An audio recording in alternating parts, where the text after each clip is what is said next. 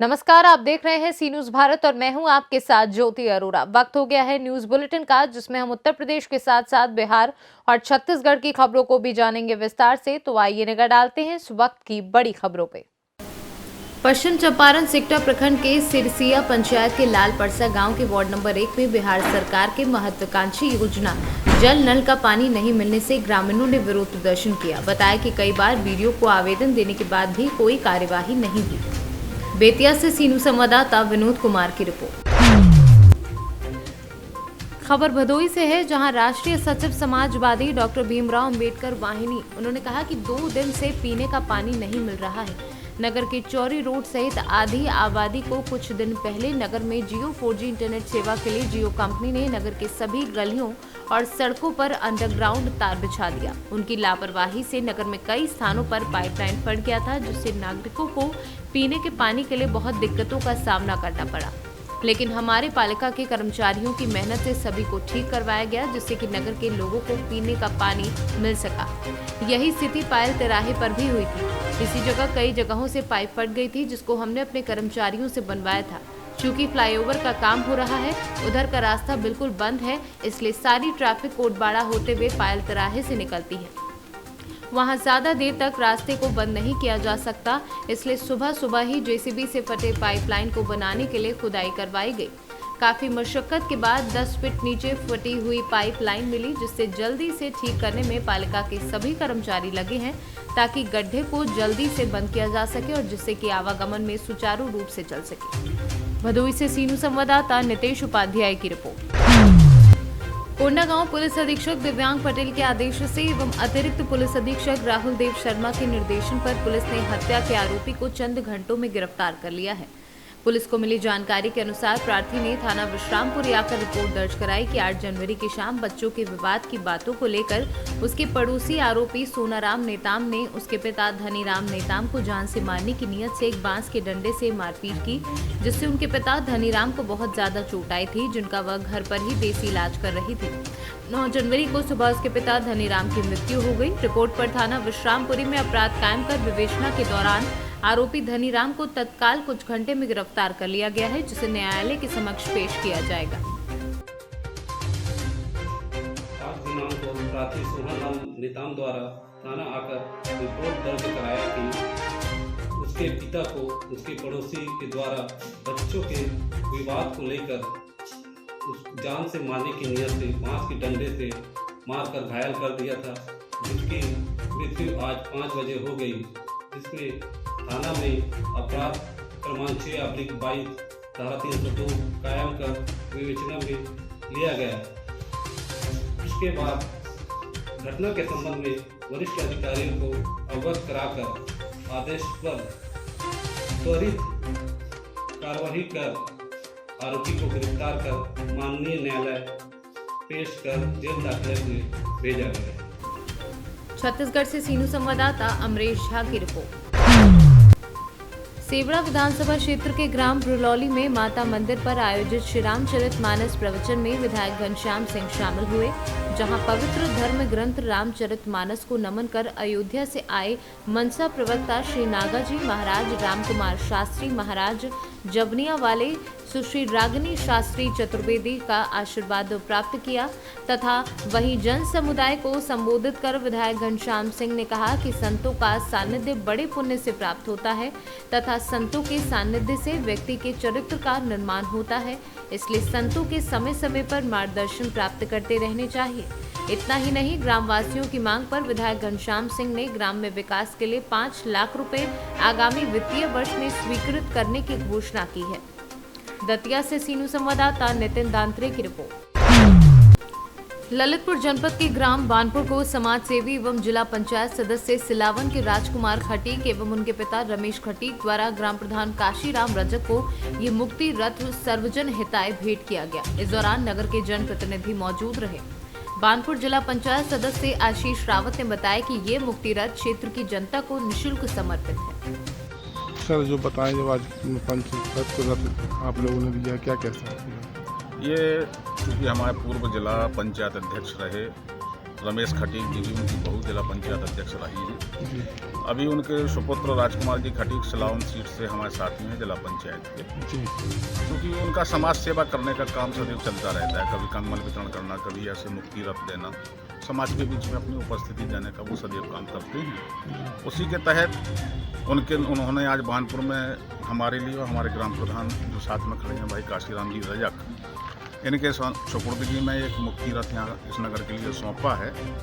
जब भी किसी गरीब परिवार को इसकी आवश्यकता होगी, उनके यहाँ कोई यदि कोई निधन होता है और उसमें यदि उस परिवार को इस रथ की आवश्यकता होगी तो ये रथ उनकी सेवा के लिए हम सभी लोग अपनी तरीके से उपलब्ध कराएंगे। और इसी के तहत चूँकि उन्होंने इस चीज़ को हम लोगों को सौंपा है तो इस नगर की हमारे ग्राम प्रधान की व्यक्तिगत रूप से जिम्मेवारी है कि इसका सही तरीके से उपयोग हो और लोगों को, बानपुर नगर के लोगों को इस रथ का उपयोग करने में ईश्वर ना करे कि किसी को इसकी ज़रूरत पड़े, लेकिन इसके बावजूद भी चूँकि बड़ा कस्बा है, बड़े क्षेत्रों में लोगों को अपने परिवारजनों को लेकर कंधे पर लेकर जाना पड़ता है, वहाँ कुछ परेशानी होती है, उसमें यह सहायक का काम करेगा। निःशुल्क है क्या है जी? निःशुल्क है इसका कोई भुगतान? नहीं, बिल्कुल निःशुल्क रहेगा, किसी से कोई शुल्क नहीं लिया जाएगा। जिसकी सूचना ग्राम प्रधान के पास या हमारे पास आएगी उस परिवार को निःशुल्क इसकी सेवा। ललितपुर से सीनू संवाददाता राजेंद्र कुमार श्रीवास्तव की रिपोर्ट। बलिया सदर कोतवाल ने सपा कार्यालय पर झंडा बैनर हटवाया। वहीं आचार संहिता लगने के बावजूद सपा कार्यालय पर झंडा बैनर और होर्डिंग लगा। बड़ी संख्या में पहुंची पुलिस ने आचार संहिता का नियम बताते हुए होर्डिंग हटवाया। वहीं सपा के जिला सचिव ने कहा कि आचार संहिता लग चुकी है, पर भूल से झंडा बैनर लगा हुआ था। और चूंकि चुनाव आचार संहिता लग गया, चुनाव आचार संहिता के तहत चूंकि दिशा निर्देश है कि एक पार्टी का झंडा होना चाहिए और कार्यालय पर होना चाहिए, ये तमाम सारी चीज़ें उस पॉलिसी के तहत हटाया जा रहा है। तो क्या पार्टी कार्यालय पे अभी भी झंडा बैनर लगा हुआ था? नहीं, मतलब इस तरह से लगा हुआ था, लेकिन उसको हटाना था। अब कल संडे पड़ गया, नहीं हट पाया, आज वही हटा रहे हैं लोग। बलिया से सीनू संवाददाता आनंद दुबे की रिपोर्ट। बलरामपुर के तुलसीपुर के पूर्व चेयरमैन प्रेस पप्पू की हत्या का बलरामपुर एसपी ने पत्रकारों के सामने खुलासा कर दिया है। 2022 को तुलसीपुर निवासी पूर्व चेयरमैन श्री अफरोज अहमद की सूचना मिली थी कि रात में अनजान व्यक्ति द्वारा हत्या कर दी गई थी, जिसके संबंध में उनके भाई अफरोज अहमद उस रिंकू की तहरीर में हमने मुकदमा लिखा था। मुकदमा लिखने के बाद हमने पुलिस की टीम लगाई और करीबन 10 टीमों का गठन किया था, जिसमें 3 हमारे यूँ साहब लोग भी थे और इसकी मुख्य प्रवेशन अधिकारी हमारे एडिशनल एसपी नमता श्रीवास्तव रही। इसमें हमने सीसीटीवी, मैनुअल इंटेलिजेंस और कैमरेज पे बहुत सारा काम किया। करीबन तुलसीपुर में 250 कैमरेज हैं जो चेक किए, ढेर सारा क्या कहते हैं, हमने मोबाइल पे काम किया, मैनुअल इंटेलिजेंस पे काम किया। 100 से अधिक लोगों से हमने इसमें पूछताछ करी है और फिर ये वो केस आज की डेट में वर्कआउट हुआ है। ये वर्कआउट ये निकला है कि इसमें जो मारने वाले थे उनका नाम मेहराजुल उर्फ मामा और उसके साथ महफूज है, और जो दोनों तुलसीपुर कस्बे के ही रहने वाले हैं और बहुत समय से ये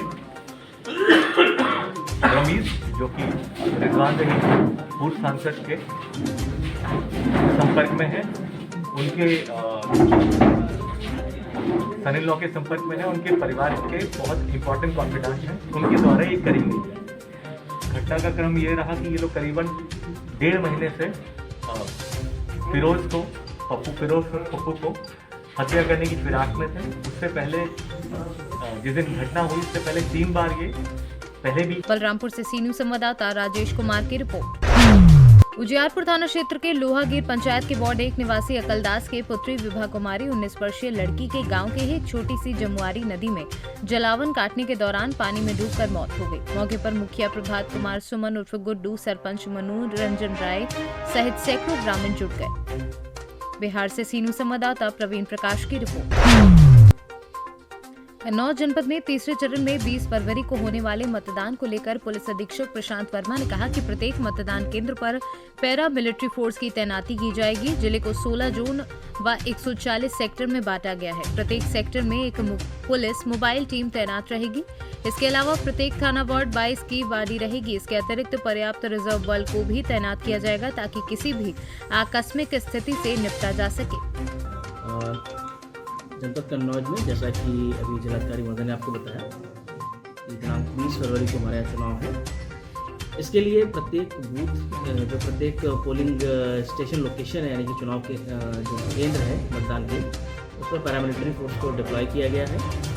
इसके अतिरिक्त जो हमारा पूरा जनपद है उसको 16 जोन और 140 सेक्टर में बांटा है, जिसमें प्रत्येक सेक्टर में एक पुलिस मोबाइल अलग से रहेगी। इसके अतिरिक्त जो हमारे थाना क्षेत्र है, प्रत्येक थाना क्षेत्र में 2-2 QRT प्रति थानावार, यानी कि टोटल 18 QRT भी रहेंगी। इसके अतिरिक्त पर्याप्त संख्या में रिजर्व बल भी लगाया गया है, ताकि किसी भी प्रकार की आकस्मिक स्थिति से उसको निपटा जा सके।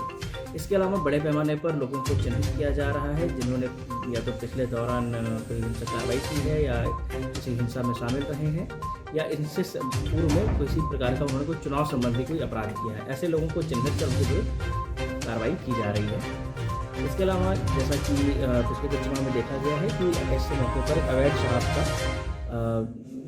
प्रयोग कई बार बढ़ जाता है, तो इस संबंध में भी लगातार आबकारी विभाग के साथ पुलिस की संयुक्त रूप से टीम गठित कर कार्रवाई की जा रही है। और हमें पूरा विश्वास है कि हम जनपद कन्नौज में पूरे शांतिपूर्ण तरीके से ये चुनाव संपन्न करेंगे। कन्नौज से सीनू संवाददाता प्रवीण कुमार की रिपोर्ट। न्यूज बुलेटिन में फिलहाल के लिए इतना ही। देश और दुनिया की तमाम बड़ी खबरों के लिए आप देखते रहिए सी न्यूज़ भारत।